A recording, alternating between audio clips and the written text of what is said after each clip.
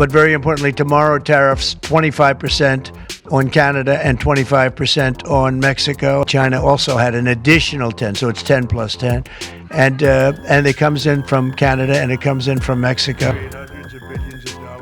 President Donald Trump declared all-out trade war Monday, slamming 25% tariffs on Mexico and Canada effective Tuesday, while hammering China with a fresh 20% duty, sparking global chaos.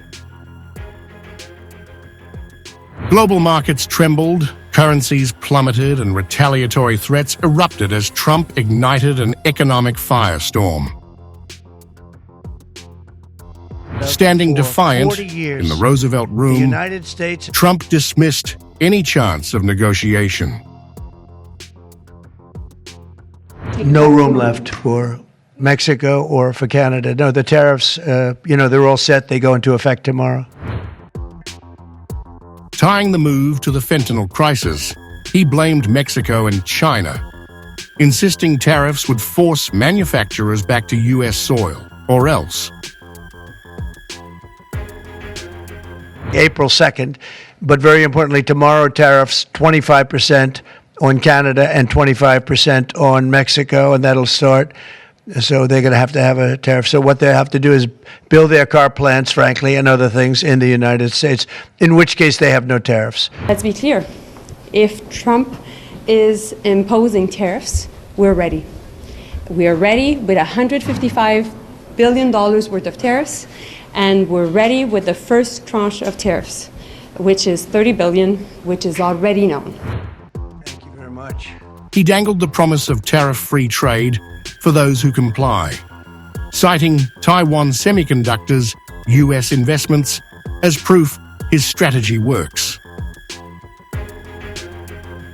When pressed on how high he'd push tariffs on China, he remained cryptic. Well, I can't say. It depends on what they do with their currency. It depends on what they do in terms of a retaliation with some kind of an economic retaliation, which I don't think they're going to retaliate too much. Hey, look, the United States has been taken advantage of for 40 years. Within hours, China hit back, slapping 10%, 15% tariffs on U.S. meat, grains, and dairy, while choking American firms with export bans. We firmly oppose the unilateral tariff hikes by the U.S. Both sides should resolve their concerns through dialogue and consultation based on equality and mutual respect. China will continue to take necessary measures to firmly safeguard its legitimate rights and interests. Canada and Mexico, blindsided after a fleeting February reprieve, roared into action. Prime Minister Justin Trudeau announced 25% tariffs on $20.7 billion of U.S. goods, beer, bourbon, orange juice, and warned of a potential $86.2 billion escalation. Ontario's Doug Ford threatened to choke off nickel and electricity to the U.S.-Mexico's President Claudia Sheinbaum, poised to unveil her counterstrike Tuesday, loomed as the next domino in this spiraling crisis. Markets convulsed, U.S. stocks nosedived, the Canadian dollar and Mexican peso cratered, and recession warnings rang loud. The Canadian Chamber of Commerce blasted Trump's move as reckless, predicting massive job losses and economic turmoil.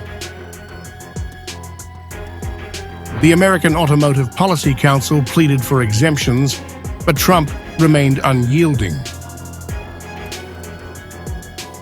It's going to be very costly for people to take advantage of this country. They can't come in and steal our money and steal our jobs and take our factories and take our businesses and expect not to be punished. And they're being punished by tariffs. With $2.2 trillion in annual U.S. trade now hanging in the balance, and Trump's America First agenda set to dominate his congressional address Tuesday night, the world braces for a seismic showdown.